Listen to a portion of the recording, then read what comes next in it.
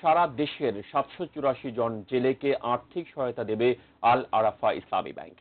বুধবার কক্সবাজারে মৎস্যজীবীদের আর্থিক সহায়তা কর্মসূচির উদ্বোধন করেন ব্যাংকের ব্যবস্থাপনা পরিচালক ও প্রধান নির্বাহী কর্মকর্তা মোহাম্মদ রাফাতুল্লাহ খান।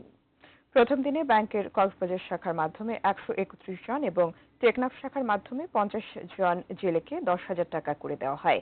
সামাজিক দায়বদ্ধতা কার্যক্রমের আওতায় মাছ ধরায় নিষেধাজ্ঞার সময় জেলেদের মাঝে মোট ৭৯ লাখ টাকার সহায়তা দেওয়া হবে বলে জানিয়েছে ব্যাংক কর্তৃপক্ষ।